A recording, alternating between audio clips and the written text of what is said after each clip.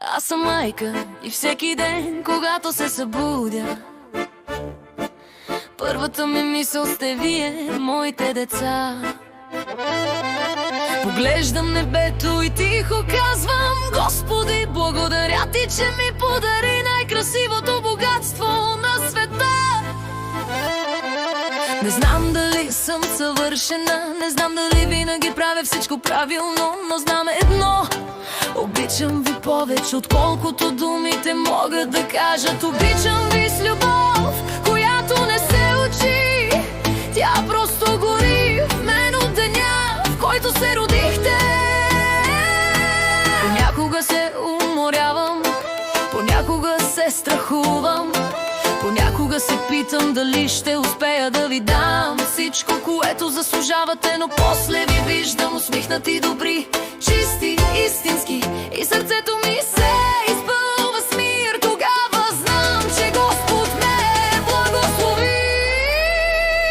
Благодаря на Господ за вашите очи, които светят като утро. Благодаря за вашите ръце, които ме прегръщат и ми дават сила. Благодаря за вашите гласове, които правят дома ни жив и топъл. Благодаря за вашите души, толкова красиви, толкова чисти.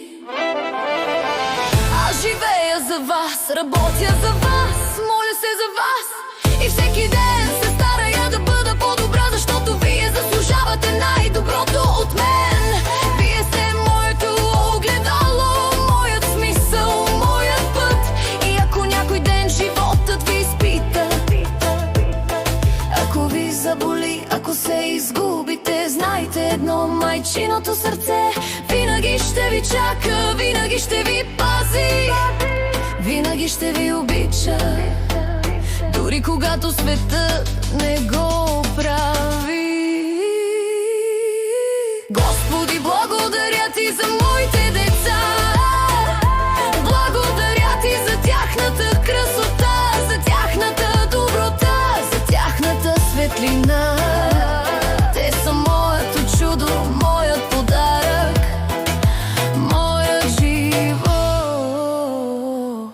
Деца мои, аз ви обичам без край, и докато дишам ще благодаря на Господ, че ми даде най-прекрасните деца на света.